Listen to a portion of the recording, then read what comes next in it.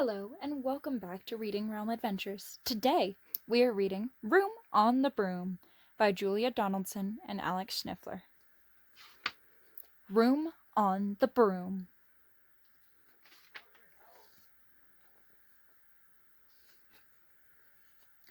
The witch had a cat, and the cat was black, and long ginger hair in a braid down her back. How the cat purred, and how the witch grinned, as they sat on their broomstick and flew through the wind. But how the witch wailed, and how the cat spat, when the wind blew so widely it blew off her hat. "Down!" cried the witch, and they flew to the ground. They searched for the hat, but no hat could be found. Then out of the bushes on thundering paws there bounded a dog with the hat in his jaws.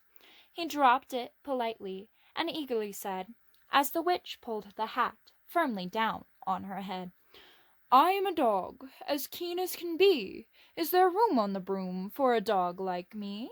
"Yes!" cried the witch, and the dog clambered on. The witch tapped the broomstick, and whoosh, they were gone. Over the fields and forests they flew. The dog wagged his tail, and the stormy wind blew. The witch laughed out loud and held on to her hat, but away blew the bow from the braid, just like that. "Down!" cried the witch, and they flew to the ground. They searched for the bow, but no bow could be found. Then out from the tree, with an ear-splitting shriek, there flapped a green bird with the bow in her beak. She dropped it politely and bent her head low, then said, as the witch tied the braid in the bow, "I am a bird, as green as can be. Is there room on the broom for a bird like me?" "Yes!" cried the witch, so the bird fluttered on. The witch tapped the broomstick, and whoosh, they were gone. Over the reeds and the rivers they flew. The bird shrieked with glee, and the stormy wind blew. They shot through the sky to the back of beyond. The witch clutched her bow, but let go of her wand. "Down!" cried the witch, and they flew to the ground. They searched for the wand, but no wand could be found. Then, all of a sudden, from out of the pond leaped a dripping wet frog and a dripping wet wand.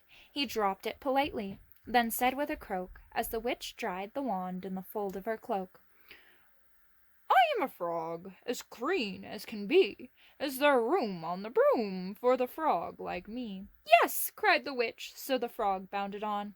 The witch tapped the broomstick, and whoosh, they were gone. Over the moors and the mountains they flew. The frog jumped for joy, and the broom snapped in two. Down fell the cat and the dog and the frog. Down they all went tumbling into a bog.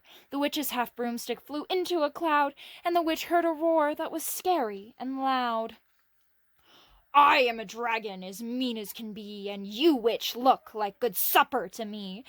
"No!" cried the witch, flying higher and higher. The dragon flew after her, breathing out fire. "Help!" cried the witch, flying down to the ground. She looked all around, but no help could be found. The dragon drew nearer and started to drool. He said, "I won't let you go. Do you think I'm a fool?"